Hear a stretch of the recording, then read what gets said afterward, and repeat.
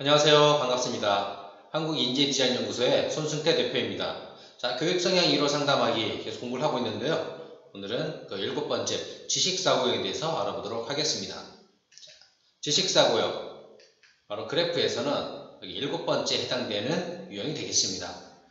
지식사고형 공부하기 전에 역시 이름부터 한번 보겠습니다.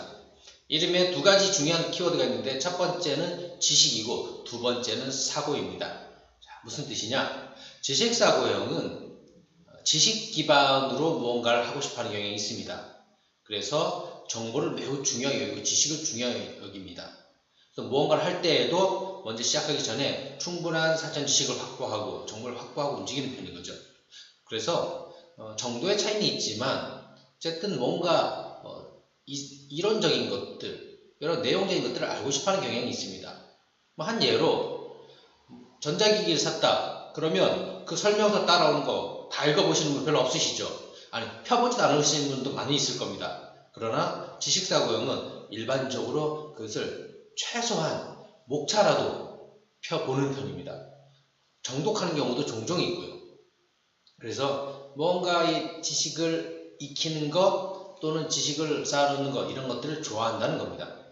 그리고 또 하나는 사고형, 사고를 치는 유형이 아니고요, 생각이 많은 유형입니다.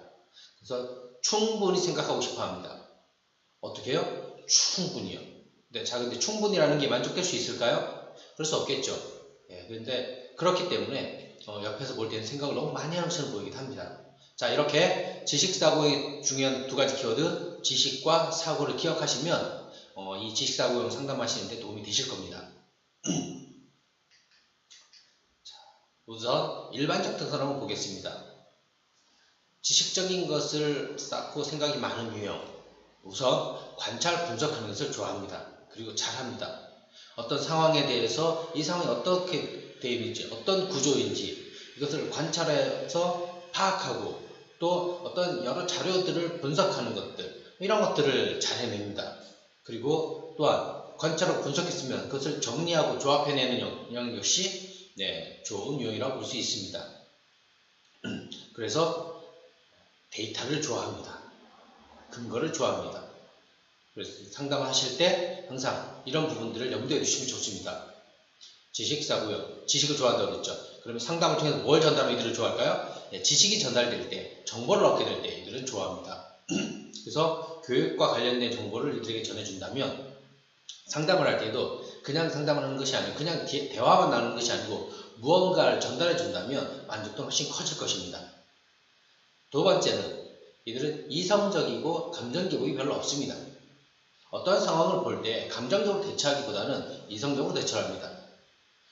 예를 들어보자면 자녀가 깨어나서 예를 들어서 다쳤습니다. 그러면 물론 걱정이 되겠지만 이것으로 인해서 막 흥분하고 안타까운 마음에 아유 엄마 어쩔 줄 몰라 하는 이런 감정적인 대응보다는 어떻게 다쳤는지 얼마나 다쳤는지 이런 것들을 쭉 살펴보는, 그래서 파악을 하고 판단을 하는 이런 경향을 보입니다. 그래서 어떤 상황에서도 흥분하거나 감정적인 대처보다는 이성적으로 대처를 하는 편입니다. 자, 그러면 어떻게 될까요? 상담을 하실 때에는 감정적인 접근보다는 이성적인 접근이 좋습니다. 뭔가 공감대를 형성하려고 애를 쓴다기보다는 이성적인 설명, 내용 전달, 상황 파악 이런 것들이 더 중요하다고 볼 수 있습니다.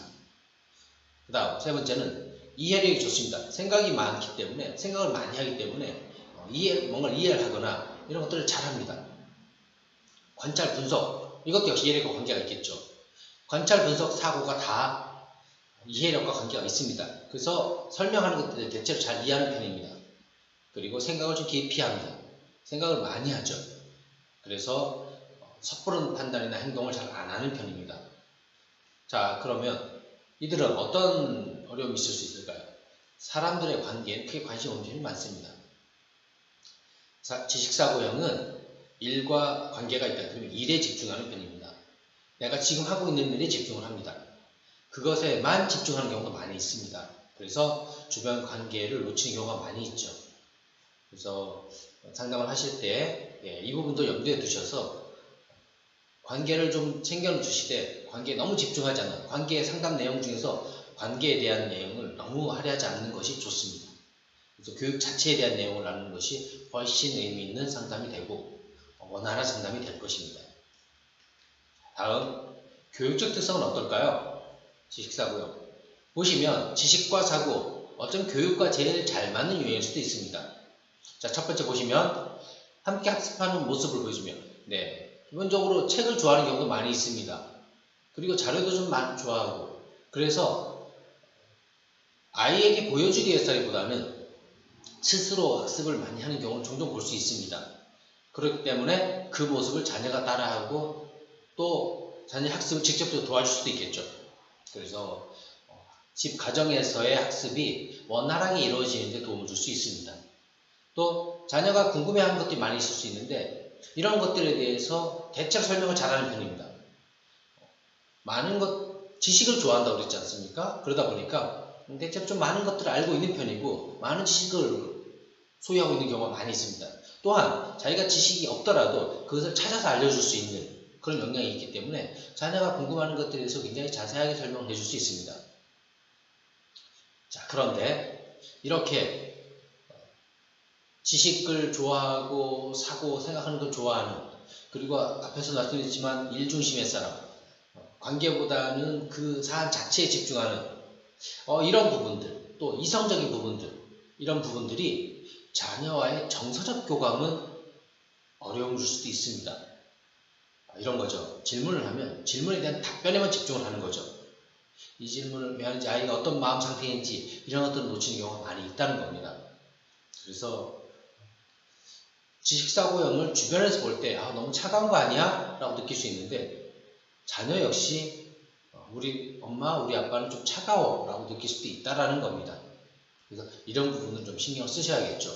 그래서 좀 더 따뜻한 대응, 좀 따뜻하게 말하는 것, 또 그 사안 자체보다 이성적인 것보다는 조금 더 감성적인 태도를, 적어도 자녀에게는 감성적으로 대하는 것이 필요합니다.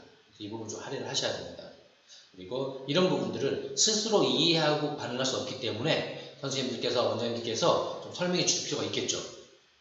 따뜻하게 정서적으로 대하는 것이 감성적으로 좀 대하는 것이 필요하다. 그래서 이렇게 대화를 좀 나눠달라라고 요구하는 것이 굉장히 도움이 될 것입니다.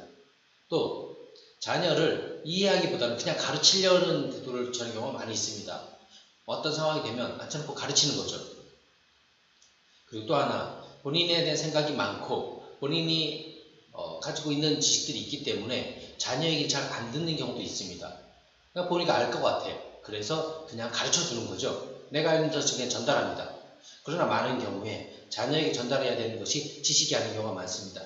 그래서 알려주는 경우가 아니고 그냥 공감해 주는 것, 그냥 이해해 주는 것, 그냥 들어주는 것, 이런 것이 필요한 경우가 많이 있는데 이 지식사고는 어떻게 생각하냐면, 그래서 해결되는 게 아무것도 없잖아, 문제가 있으면 해결을 해야 될 거 아니야 라는 의미로 지식을 전달하고 내가 알고 있는 것을 알려주고 그것을 가르쳐서 뭔가를 변화를 주려는 이런 경우가 많이 있습니다. 그랬을 때 자녀는, 특히 자녀가 감성적인 자녀라면 이 부분에 있어서 굉장히 힘들어할 수 있는, 서운해할 수 있는, 또 아빠가 너무 차가워, 우리 부모님 너무 차가워, 이렇게 느낄 수 있기 때문에 그런 부분은 좀 주의를 하셔야 됩니다.